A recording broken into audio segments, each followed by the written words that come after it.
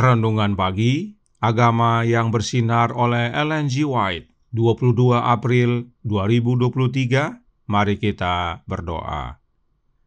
Bapa kami yang di sorga, Allah pencipta langit dan bumi, laut dan segala isinya, Allah yang maha besar, maha kuasa, sumber segalanya, yang kami sembah selalu melalui anak-Mu yang tunggal, Yesus Kristus. Terpujilah Yesus, anak Allah yang maha tinggi, yang adalah gembala kami yang baik. Pada pagi hari ini kami bersyukur boleh bangun dan berbakti, dan sebagaimana membaca dan mendengarkan nasihat firman-Mu, kiranya ini menjadi pembaharuan bagi kami semua, agar Engkau ya Bapa menuntun kami. Beserta kami sepanjang perbaktian ini, kehendak-Mu yang jadi. Ampun kami akan dosa dan salah, karena kami berdoa hanya dalam nama Anak Allah yang tunggal, Yesus Kristus, yang adalah Tuhan dan Juru Selamat kami. Amin. Renungan hari ini akan dibacakan oleh Saudara Ferdinand Wentuk. Kepada Saudara Ferdinand, kami persilahkan. Terima kasih. Shalom, selamat pagi, selamat Sabat, saudaraku dalam Tuhan. Renungan pagi kita pada hari ini, Sabtu 22 April 2023, yang diambil dari buku Agama yang Bersinar oleh Ellen G. White. Judul pada pagi hari ini adalah Saat Allah Menuntunku. Ayat tema kita pada pagi hari ini diambil dari Yeremia 31 ayat 13 yang berbunyi, pada waktu itu anak-anak dara akan bersukaria, menari beramai-ramai, orang-orang muda dan orang-orang tua akan bergembira. Aku akan mengubah perkabungan mereka menjadi kegirangan, akan menghibur mereka dan menyukakan mereka sesudah kedukaan mereka. Kemudian Samuel mengambil sebuah batu dan mendirikannya antara Mispa dan Yesana. Ia menamainya Ebenezer. Katanya, sampai di sini Tuhan menolong kita. 1 Samuel 7 ayat 12.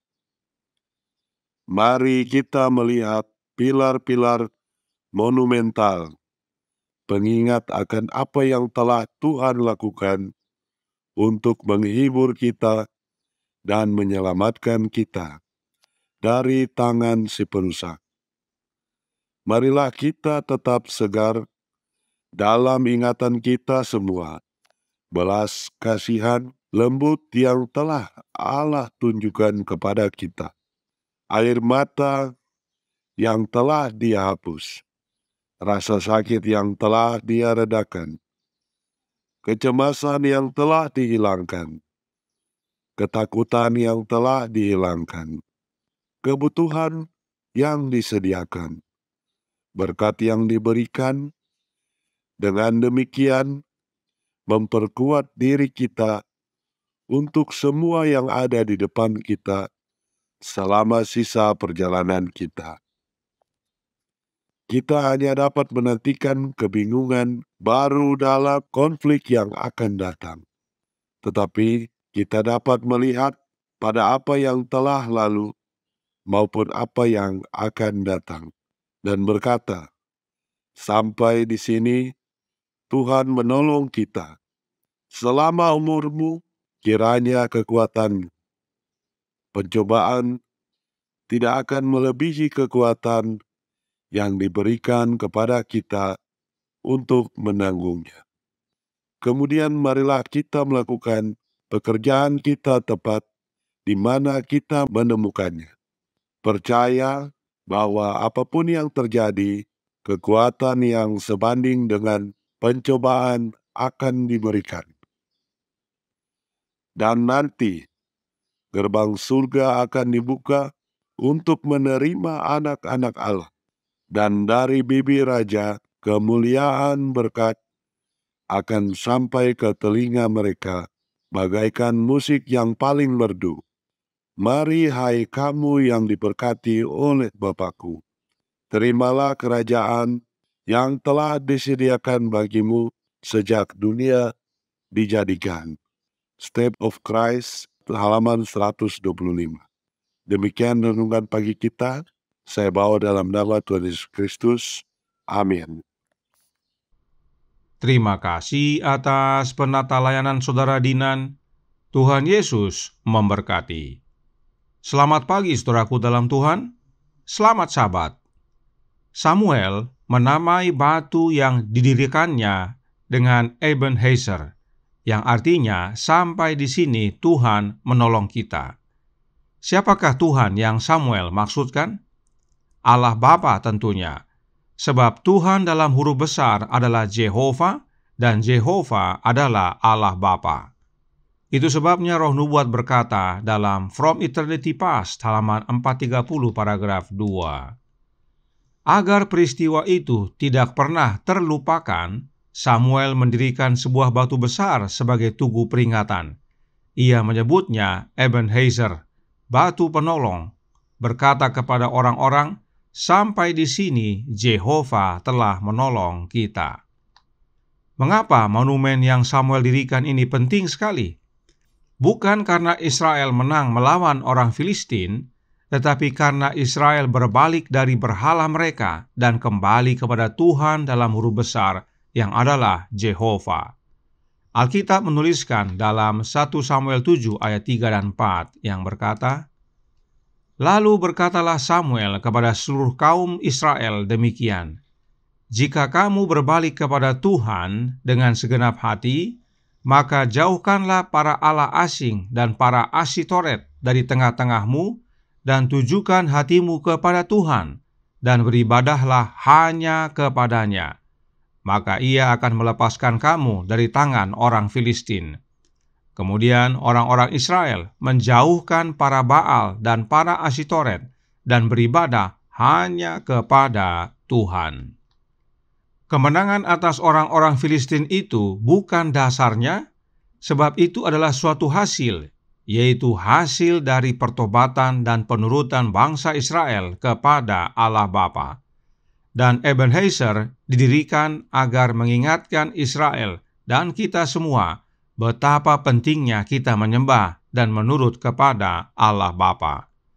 Karenanya, batu itu bukan hanya sebagai peringatan kepada Israel saja, tetapi kepada kita semua. Signs of the Times, Januari tanggal 26 tahun 1882, artikel A paragraf 10 menyatakan, batu ini akan berdiri sebagai saksi bagi semua generasi mendatang untuk bersaksi tentang pemeliharaan Allah bagi umatnya dan untuk memperkuat iman kepadanya sebagai penyelamat mereka. Siapakah Allah yang dimaksudkan? Allah Bapa tentunya, sebab Allah Bapa lah yang telah pimpin Israel dan Allah Bapa lah yang pimpin kita. Allah Bapa lah penyelamat Israel dan Allah Bapa lah penyelamat kita. Nasihat ini penting sekali bagi kita, sebab masih dalam artikel yang sama dalam paragraf 12 dijelaskan, kondisi umat Allah saat ini mirip dengan keadaan Israel yang menyembah berhala.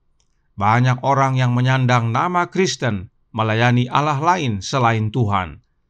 Pencipta kita menuntut pengabdian tertinggi kita, kesetiaan pertama kita. Apapun yang cenderung melemahkan kasih kita kepada Allah atau mengganggu pelayanan yang menjadi haknya, dengan demikian menjadi berhala. Beberapa tanah mereka, rumah mereka, barang dagangan mereka adalah berhala. Perusahaan bisnis dituntut dengan semangat dan energi, sedangkan pelayanan kepada Allah dijadikan pertimbangan kedua. Ibadah keluarga diabaikan, doa rahasia dilupakan. Inilah pentingnya batu Ebenezer yang Samuel dirikan, agar kita pun yang punya berhala masing-masing meninggalkan semua berhala itu, lalu kembali dan menyembah satu-satunya Allah yang benar, yaitu Allah Bapa. Nah, bagaimana Allah Bapa memimpin dan menyelamatkan umatnya? Manuskrip Releases volume 13 halaman 185 paragraf 4 berkata, Tuhan telah berjanji kepada Musa Aku sendiri hendak membimbing engkau." Dan Dia, yaitu Tuhan, menggenapi janji ini dengan memberikan Kristus untuk menjadi pemimpin yang tidak terlihat dari umatnya, sementara Musa dipilih untuk menjadi pemimpin mereka yang terlihat. Allah Bapa mewujudkan pimpinannya dan penyelamatannya melalui anaknya yang tunggal, yaitu Yesus Kristus. Dan pimpinan Yesus tidak hanya bagi bangsa Israel, tetapi hingga sekarang kepada kita. Perhatikan yang Nyonya White tuliskan dalam sebuah surat kepada General Conference di tahun 1892, yang berkata dalam suratnya nomor 32, tahun 1892, paragraf 38. Dalam meninjau sejarah masa lalu kita, setelah menempuh setiap langkah maju sampai kepada posisi kita saat ini, saya dapat mengatakan, terpujilah Allah. Ketika saya melihat apa yang telah dilakukan Tuhan, saya dipenuhi dengan keheranan dan keyakinan di dalam Kristus, pemimpin kita. Kita tidak perlu takut akan masa depan, kecuali kita telah melupakan cara Tuhan memimpin kita dan ajarannya dalam sejarah masa lalu kita. Kita sekarang adalah umat yang kuat jika kita menaruh kepercayaan kita kepada Tuhan, karena kita menangani kebenaran yang luar biasa dari firman Allah. Ini adalah layaknya batu Ebenezer yang Nyonya White dirikan agar Israel rohani mengingat bahwa Allah Bapalah yang pimpin kita melalui anaknya, yaitu Yesus Kristus. Pimpinan Yesus Kristus di masa lalu menguatkan kita untuk tidak perlu takut dan maju dalam perjalanan menuju Kanaan sorgawi. Renungan hari ini berkata dalam Radiant Religion halaman 114 paragraf 5. Dan nanti gerbang sorga akan dibuka untuk menerima anak-anak Allah, dan dari bibir Raja Kemuliaan berkat akan sampai ke telinga mereka, bagikan musik yang paling merdu. Mari hai kamu yang diberkati oleh Bapa-Ku, terimalah kerajaan yang telah disediakan bagimu sejak dunia dijadikan. Yang sambut kita saat tiba di sorga adalah anak Allah, sebab Dialah yang pimpin kita dan selamatkan kita. Namun itu oleh karena Bapanya. Itu sebabnya Yesus berkata, "Mari hai kamu yang diberkati oleh Bapa-Ku, terimalah kerajaan yang telah disediakan bagimu sejak dunia dijadikan." Tidak salah meninggikan dan memuliakan Yesus, anak Allah. Tetapi sadarkah saudara bahwa banyak umat Allah yang melupakan Bapa? Padahal Allah Bapalah sumber segalanya. Allah Bapa yang pimpin kita. Allah Bapa yang selamatkan kita. Allah Bapa yang punya rumah di sorga. Dan itu semua Allah Bapa sediakan melalui anaknya. Yesuslah pemimpin kita, Yesuslah penyelamat kita, dan Yesus yang berkata kepada kita, "Di rumah Bapa-Ku banyak tempat tinggal," dan Yesus sedang persiapkan tempat bagi kita, agar di mana Yesus berada, kita pun bersama Dia. Dan bila kita bersama dengan Yesus, percayalah, kita pun bersama dengan Bapa.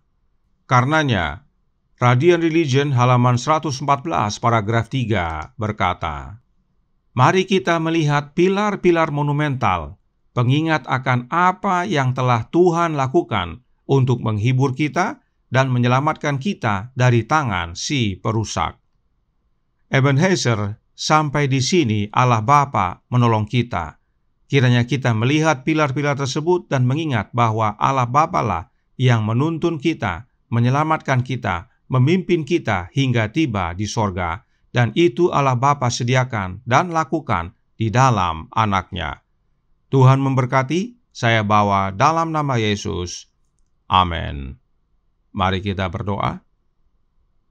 Bapa kami yang di sorga, Allah pencipta langit dan bumi, laut dan segala isinya, Allah yang maha besar, maha kuasa, sumber segalanya, yang kami sembah selalu melalui anak-Mu yang tunggal, Yesus Kristus. Terima kasih atas nasihat indah pada pagi hari ini tentang Engkaulah ya Bapa yang menuntun kami. Engkau telah berjanji kepada Musa, Engkau sendiri akan tuntun kami, pimpin kami dan selamatkan kami. Dan itu Engkau wujudkan. hanya dengan satu cara, yaitu oleh kehadiran Anak-Mu yang tunggal, Yesus Kristus. Dan karenanya kami tidak perlu takut akan masa depan, kecuali kami melupakan cara Engkau ya Bapa memimpin kami dan ajaran-Mu dalam sejarah masa lalu kami. Karenanya tolong kami ya Bapa, curahkan roh Anak-Mu dalam hati ini. Hanya oleh kehadiran Roh Kristus dalam hidup ini, maka kami dapat menerima pimpinan Kristus dalam hidup ini, hingga kami tiba di sorga nanti, berjumpa dengan Engkau ya Bapa dan Anak-Mu, Yesus Kristus. Beserta kami sepanjang hari ini kehendak-Mu yang jadi, ampun kami akan dosa dan salah, karena kami berdoa hanya dalam nama Anak Allah yang tunggal, Yesus Kristus, yang adalah Tuhan dan Juru Selamat kami. Amin.